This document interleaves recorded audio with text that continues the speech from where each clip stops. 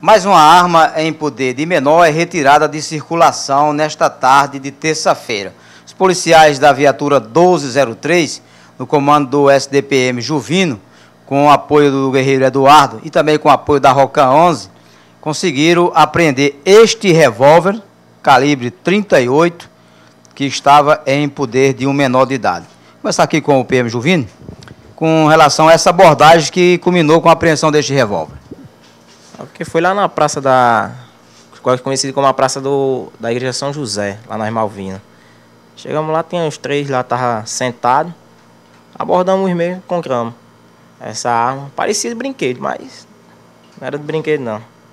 Aí, Juvino, o procedimento foi trazido aqui para a delegacia do menor para que aqui tome as devidas providências. Você. Daqui por diante agora é a justiça que vai fazer, vai tomar as providências, não é mais a gente não.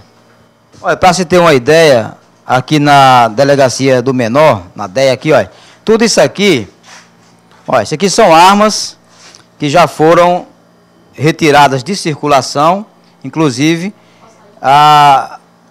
em poder de menores. Todas essas armas aqui, ó, que são trazidas aqui para a delegacia do menores, armas apreendidas pela polícia militar em poder de menores, que nessas abordagens que são feitas pela polícia, acaba encontrando armas letais, armas que poderiam ser para ceifar a vida de alguém e até para a prática de delitos, né? Sempre os menores são trazidos aqui para a DEA, onde a delegada toma as devidas providências. Aqui, ó, espingardas, mais espingarda.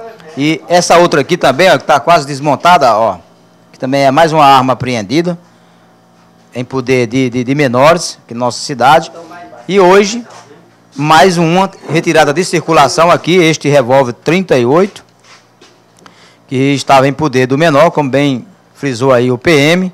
E agora aqui a delegacia que toma as devidas providências. Os menores são protegidos por lei, não se pode mostrar a imagem, tem a preservação da imagem, como também da identidade. Mas o que é interessante dizer é que é mais uma arma retirada de circulação aqui na cidade de Mossoró. Com imagens de Edvaldo Barbosa, Alcivan Vilar, da DEA, para o Linha de Fogo.